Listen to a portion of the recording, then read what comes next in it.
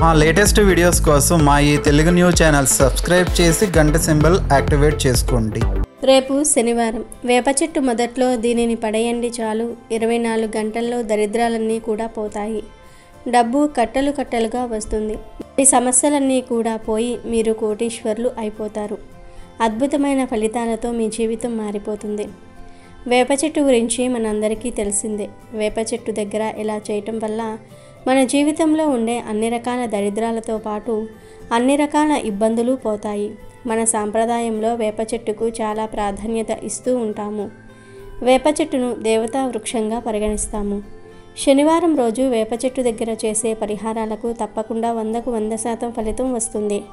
అందుకే శనివారం పూట మీరు ఈ పరిహారం చేసుకోండి. చాలా మంచి రిజల్ట్ అనేది వస్తుంది. మీకు ఉండే ఎలాంటి సమస్యలైనా సరే పోతాయి.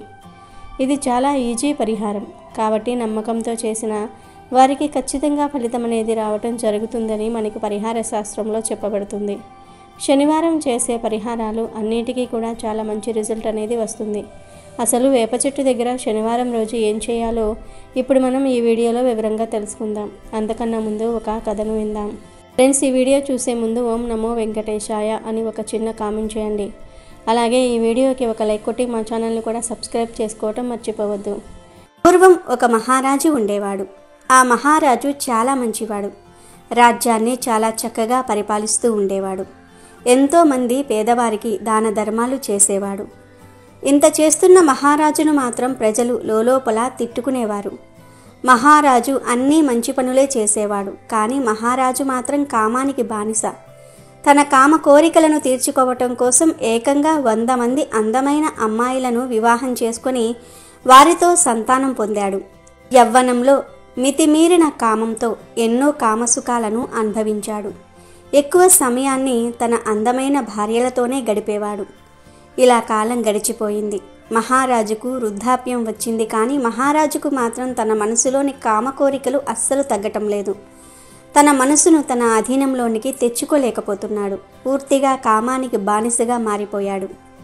ఒకరోజు మహారాజు తన రాజమందిరంలో ఒంటరిగా కూర్చొని ఇలా ఆలోచిస్తున్నాడు. అసలు నేనేం చేస్తున్నాను? నాలో ఇంత కామవాసన ఎందుకు కలుగుతుంది?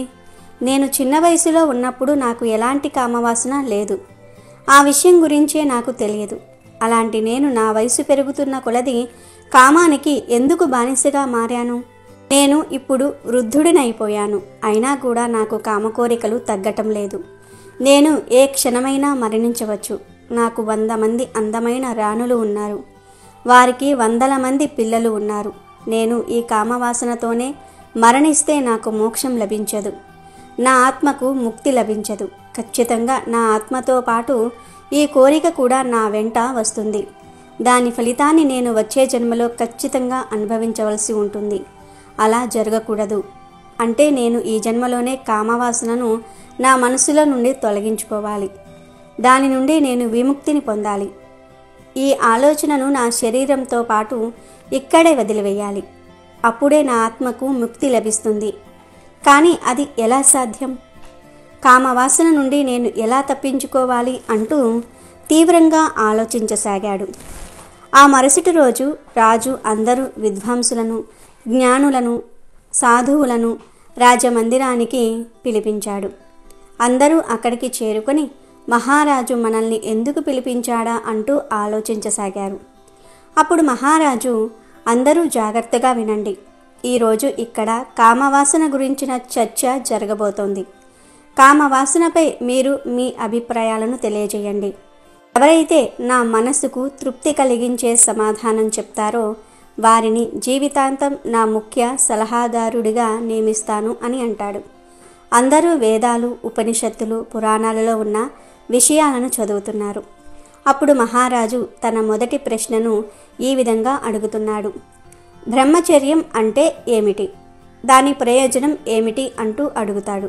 వెంటనే ఒక వ్యక్తి లేచి, మహారాజా, ఏ వ్యక్తి అయితే తన జీవితం మొత్తంలో ఎప్పుడూ కూడా సంభోగం చేయకుండా ఉంటాడో అతడే నిజమైన బ్రహ్మచారి అని అంటాడు.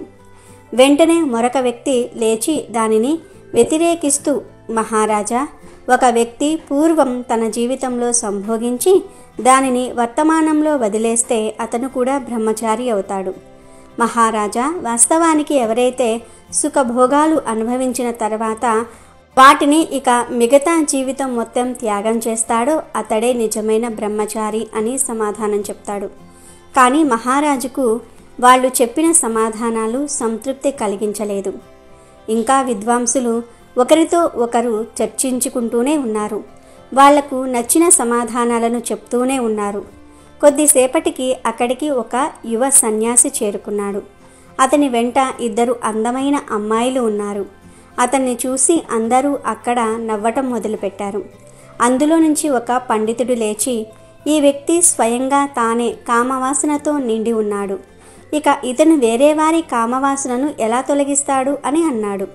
అప్పుడు ఆ సన్యాసి నవ్వుతూ, నీకు ఎలా తెలుసు నేను కామవాసనకు బానిసనని? నేను నీకు చెప్పలేదు కదా అని అడిగాడు. అప్పుడు ఆ పండితుడు, నేనేమీ గుడ్డివాడిని కాదు. నువ్వు ఇక్కడికి 2 అందమైన అమ్మాయిలను వెంటబెట్టుకొని వచ్చావు. అది అందరికీ కనిపిస్తుంది కదా అని అంటాడు. అప్పుడు ఆ వ్యక్తి, చూడు, నువ్వు ఏ అందమైన స్త్రీల గురించి చెప్తూ ఉన్నావో వాళ్ళిద్దరూ కూడా నా సోదరీమణులు. నీ ఆలోచనలోనే తప్పు ఉంది అని అంటాడు. తర్వాత ఆ యువ సన్యాసి రాజుతో, మహారాజా, నిజమైన బ్రహ్మచారి ఎవరంటే స్త్రీ పురుష భేదం తన మనసులో నుండి తొలగించుకున్నవాడు.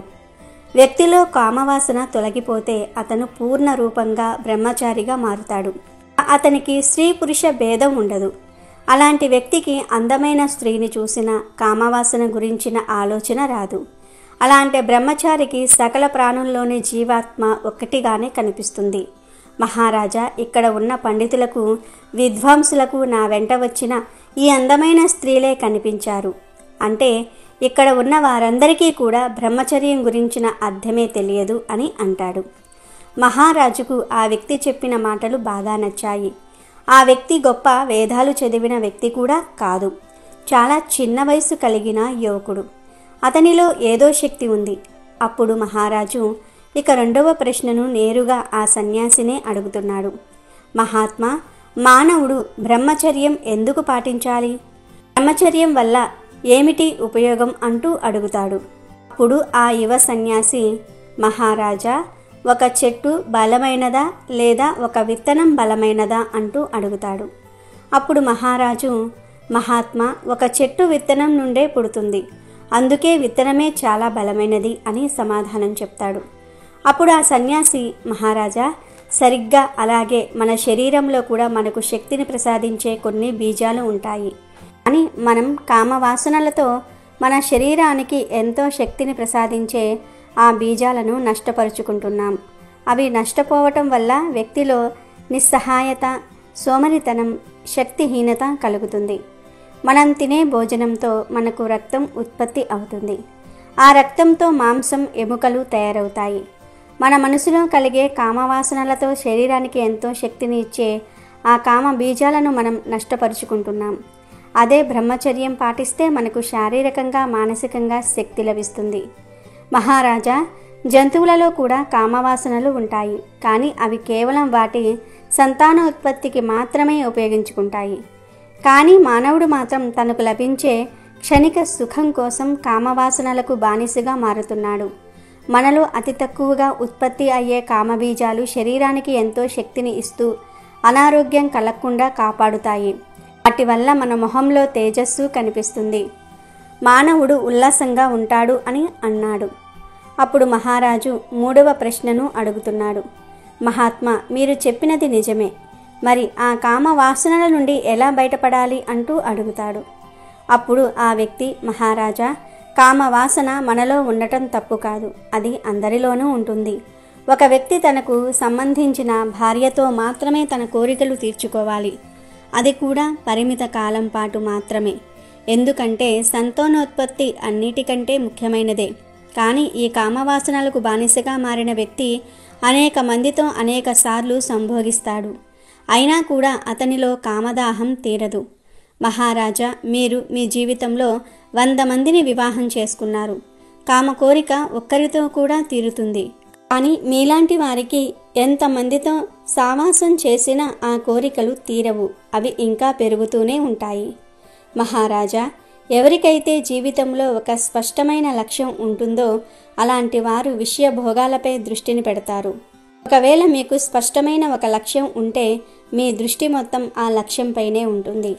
ఇక కామవాసనలకు వారి వద్ద సమయమే ఉండదు. ఏ లక్ష్యం లేని వ్యక్తి తప్పకుండా వ్యసనాలకు బానిసగా మారుతాడు. కామవాసన అనేది ముందుగా మన ఆలోచనల ద్వారా మొదలవుతుంది. అందుకే మన ఆలోచనలను మంచి విషయాలపై ఉంచితే ఇక కామవాసనలకు సంబంధించిన ఆలోచనలు రావు. మహారాజా, నేను మీకు ఒక కథను చెప్తాను, జాగ్రత్తగా వినండి. ఇద్దరు సన్యాసులు ఒక ఊరిలో భిక్ష తీసుకుని తిరిగి తమ ఆశ్రమానికి వస్తూ ఉన్నారు. వాళ్ళు వస్తున్న దారిలో ఒక నది ఉంది. ఆశ్రమానికి చేరుకోవాలంటే ఆ నదిని దాటి వెళ్ళాలి. అదే సమయంలో ఆ నది ఒడ్డున ఒక స్త్రీ కూర్చుని ఉంది. ఆమె ఆ సన్యాసులను తన దగ్గరకు పిలిచి, చూడండి, నేను ఈ నదిని దాటి వెళ్ళాలి, దయచేసి మీరు నన్ను ఈ నది దాటించండి అని అడుగుతుంది. అప్పుడు ఒక సన్యాసి తన మనసులో ఇలా అనుకుంటున్నాడు, నేను ఒక బ్రహ్మచారిని, సన్యాసిని నేను, ఈ స్త్రీని ఎలా తాకగలను అంటూ పక్కకు వెళ్ళిపోయాడు. ఇక మరో సన్యాసి మాత్రం నవ్వుతూ ఆమెను తన భుజాలపై కూర్చుండబెట్టుకుని మెల్లగా ఆ నదిని దాటించాడు. ఇది మరొక సన్యాసికి నచ్చలేదు. దారిలో వెళ్తూ ఆ సన్యాసిని ఇలా అంటున్నాడు, నువ్వు చేసింది చాలా తప్పు. నువ్వు ఆమెను నీ భుజాలపై ఎత్తుకోవలసింది కాదు. నువ్వు ఆమెను తాకి నది దాటించి మహాపాపం చేశావు. ఈ విషయాన్ని నేను గురువు గారికి చెప్తాను అని అంటాడు. అప్పుడు ఆ సన్యాసి, నువ్వు ఏ స్త్రీ గురించి మాట్లాడుతున్నావు? నేను అక్కడే ఆమెను నా భుజాలపై నుండి కిందికి దించేశాను, కానీ నువ్వు ఇంకా ఆమెను నీ భుజాలపై మోస్తూనే ఉన్నావు అని అంటాడు. అది వినగానే ఆ సన్యాసి మొహం తెల్లబోయింది. మౌనంగా నడుచుకుంటూ తమ ఆశ్రమానికి చేరుకున్నారు. కథను ముగించిన ఆ వ్యక్తి, మహారాజా, ఆ సన్యాసిలాగే మనం కూడా ఎన్నో పనికిరాని ఆలోచనలను మన మనసులో మోస్తూ ఉంటాం. మహారాజా, ఒక మురికి కాలువ స్వచ్ఛమైన నదిని కూడా పాడు చేస్తుంది. మీకు జీవితంలో ఆనందం, సుఖం కలగాలంటే పవిత్రమైన ఆలోచనలే చేయాలి. మనం అనుభవిస్తున్న ఈ భోగాలన్నిటి గురించి మన మనసుకు తెలుసు. ఇప్పుడు అనుభవిస్తున్న ఈ సుఖం శాశ్వతం కాదని, శాశ్వతమైన ఆనందం కోసం వేరే కర్మలు చేయాలని మన మనసు మనకు చెప్పగలగాలి. దీనిని మన మనసు పూర్తిగా అర్థం చేసుకుంటే ఇక చెడు ఆలోచనల వైపు ఆసక్తి చూపదు. మహారాజా, ఎవరైతే ఒక పనిని పూర్తి ఏకాగ్రతతో చేయలేడో అలాంటి వాడికి ఆ చేసిన కర్మ ఫలితం పూర్తిగా లభించదు. ఉదాహరణకు, ఒక వ్యక్తి వేరే వ్యక్తికి దానం చేస్తూ, ఈ దానం చేసినందుకు నాకు భవిష్యత్తులో ఎలాంటి పుణ్యం లభిస్తుందో అని ఆశించి దానం చేస్తాడు. దానం చేస్తున్నప్పుడు అతని మనసు తనకు కలగబోయే లాభం గురించి ఆలోచిస్తుంది. అలాంటి దానం పరిపూర్ణం కాదు. అలాగే మానవుడు భగవంతుని ధ్యానం చేస్తున్నప్పుడు పూర్తి ఏకాగ్రతతో భగవంతునిపై మనసును నిలపక తన కోరికల కోసం మాత్రమే భగవంతుణ్ణి ప్రార్థిస్తాడు. మహారాజా, ఇప్పటి వరకు జరిగిందేదో జరిగిపోయింది. ఇక ఇప్పటి నుండి మీరు ఏం చేస్తున్నారో, ఎలాంటి కర్మలు చేస్తున్నారో ఒక్కసారి ఆలోచించుకోండి. మంచి మంచి విషయాలపై ఎక్కువ సమయాన్ని గడుపు, ధ్యానం చేయండి. ఆమె వాసనలను మనం పూర్తిగా ఒక్కసారిగా తొలగించుకోలేము. వాటిని మన మనసు నుండి మెల్లిమెల్లిగా దూరం చేసుకోవాలి. మీ మనసును మీ ఆధీనంలో ఉంచుకునే ప్రయత్నం చేయాలి. కొంత సమయం పట్టినా మీరు చివరికి అనుకున్న లక్ష్యాన్ని చేరుకుంటారు అని చెప్పి ఆ వ్యక్తి అక్కడి నుండి వెళ్ళిపోయాడు. శనివారం పూట వేప చెట్టు దగ్గర ఈ పనిని చేయటం వల్ల మన జీవితంలో ఎదుగుదల అనేది ఉంటుంది. మనల్ని చాలా సమస్యలు ఇబ్బంది పెడుతూ ఉంటాయి. సమస్యల వల్ల మనం చాలా సఫర్ అయిపోతూ ఉంటాము, సతమతమైపోతూ ఉంటాము. ఏం చేయాలో అర్థం కాదు. ఎందుకు మనకు ఎన్ని సమస్యలు వస్తున్నాయో అని కొన్నిసార్లు తెలియక మనం బాధపడిపోతూ ఉంటాం కదా. ఏదైనా తప్పు చేశామేమో, అందుకే భగవంతుడు మనల్ని ఇలా పరీక్షిస్తున్నాడేమో అని మనలోనే మనం అనుకొని ఏడుస్తూ ఉంటాము, ఇబ్బంది పడిపోతూ ఉంటాము, దుఃఖిస్తూ ఉంటాము. ఏం చేయాలో అర్థం కాదు. ఎవరికి మన సమస్యలను చెప్పుకోవాలో కూడా తెలియని అయోమయ పరిస్థితుల్లో మనం పడిపోతూ ఉంటాము. ఇలా సమస్యలు ఉన్నవారు ఒక్కసారి నమ్మకంతో ఈ పరిహారం చేయండి. మీరే ఆశ్చర్యపోతారు. ఈ పరిహారంతో మన జీవితంలో ఉండే సమస్యలన్నీ కూడా మనం పోగొట్టుకోగలుగుతాం. కాబట్టి వేప చెట్టు దగ్గర ఇలా ఈ చిన్న పరిహారం అనేది ఆచరించండి. ఇదేమీ అంత పెద్ద పరిహారం కాదు, చాలా చిన్నది. వేప చెట్టు అందరికీ అందుబాటులో ఉంటూనే ఉంటుంది. కొంతమంది ఇళ్లల్లోనే ఉంటుంది లేదా ఇంటి దగ్గరే వేప చెట్టు ఉంటుంది. ఇలా మీ ఇంటి దగ్గరలో ఉండే వేప చెట్టు దగ్గరే ఈ పరిహారం చేసుకోవచ్చు. శనివారం పూట ఏ సమయంలో అయినా సరే ఈ పరిహారం చేసుకోవచ్చు. ఎప్పుడు చేసినా కానీ 100కు 100% ఫలితం వస్తుంది. ఇది చూసి మీరు ఆశ్చర్యపోతారు. అంత మంచి పరిహారము, అంత చక్కగా మీకు ఈ పరిహారం సిద్ధించటం అనేది జరుగుతుందని శాస్త్రమే చెప్తుంది. ఇది చాలా చిన్న పరిహారం కావచ్చు, కానీ ఫలితాలు మాత్రం అద్భుతంగా ఉంటాయి. ఈ పరిహారం మీ ఎదుగుదల కోసం, మీరు జీవితంలో బాగా సంపాదించుకోవడానికి, ఆగిపోయిన సంపాదన తిరిగి మళ్ళీ ప్రారంభం అవ్వడానికి, అందరిలాగే మీరు కూడా ధనవంతులుగా జీవించడానికి, మీ జీవితంలో ఉండే అన్ని రకాల సమస్యలు అనేవి పోవడానికి ఈ పరిహారం మీకు బాగా అనుకూలిస్తుంది. దీనికి మీరు పెద్దగా ఖర్చు పెట్టవలసిన అవసరమే లేదు. చాలా చిన్న పరిహారం. మన ఇంట్లో ఉండే వస్తువులే చాలు. మిరియాలు మరియు రాళ్ల ఉప్పు ఉంటుంది కదా, అది తీసుకోండి. ఇలా తీసేసుకుని పరిహారం చేయాలి. మనం వీడియోలో చూపించే విధంగా చేతిలో కొంచెం ఉప్పు తీసుకోండి. ఆ తర్వాత అందులో 1/2 స్పూన్ అన్ని మిరియాలను పోయండి. మిరియాలు అందరి ఇళ్లలో ఉంటాయి, నల్లగా ఉంటాయి, చాలా శక్తిని కలిగి ఉంటాయి, చాలా శక్తివంతమైనవి. ఆ మిరియాలతో ఏదైనా పరిహారం చేస్తే 100కు 100% ఫలితాలు వస్తాయి. అందుకే మీరు ఇలా 1/2 స్పూన్ మిరియాలను 1 స్పూన్ అంత రాళ్ల ఉప్పును తీసుకోండి. ఇలా తీసేసుకున్న తర్వాత మీరు వాటిని కుడి చేతిలోనే పట్టుకోండి. ఏమీ లేదు, కుడి చేతిలో పట్టుకుని వేప చెట్టు ఎక్కడైతే ఉంటుందో అక్కడికి వెళ్ళండి. అలా అక్కడికి వెళ్ళిన తర్వాత వీటిని పిడికిలు బిగించి చేతిలో పట్టుకోండి. తర్వాత మీరు సంకల్పం చెప్పుకోండి. మీ ఎదుగుదల బాగుండాలని, దరిద్రాలన్నీ పోవాలని, మీకు ఇబ్బంది ఉండకూడదని, సమస్యలన్నీ కూడా పోయి అదృష్టం బాగా కలిసి రావాలని, దైవానుగ్రహం కలగాలని, మీ జీవితం అంతా కూడా మారిపోయి మీరు పట్టిందల్లా బంగారం కావాలని, కష్టము, సమస్య, బాధ ఇలాంటివి రాకూడదు, ధనానికి సంబంధించిన సమస్య మొత్తం కూడా పోవాలి అని మీరు చక్కగా సంకల్పం చెప్పుకొని తల చుట్టూ 3 సార్లు ఈ ఉప్పును మిరియాలను తిప్పేసి తర్వాత వాటిని వేప చెట్టు మొదట్లో అలా చల్లండి. అలా చల్లే ముందు మీరు ఒక్కసారి వేప చెట్టును తాకి నమస్కారం చేసుకోవాలి. వేప చెట్టుకు నమస్కారం చేసుకుంటే మంచిది. ఈ పరిహారం చేయకపోయినా మీకు శనివారం ఎక్కడైనా వేప చెట్టు కనబడితే వెంటనే ఆ చెట్టును తాకి నమస్కారం చేసుకోండి. మనసులోనే నమస్కారం చేసుకుంటే సరిపోతుంది. ఎందుకంటే వేప చెట్టుకు మన కష్టాలను గ్రహించుకునే శక్తి ఉంటుంది. వేప చెట్టు మనకు పాజిటివ్ ఎనర్జీని ఇస్తుంది, చెడును తీసేస్తుంది. వేప చెట్టును తాకటం వల్ల ధనద్వారాలు తెరుచుకుంటాయి.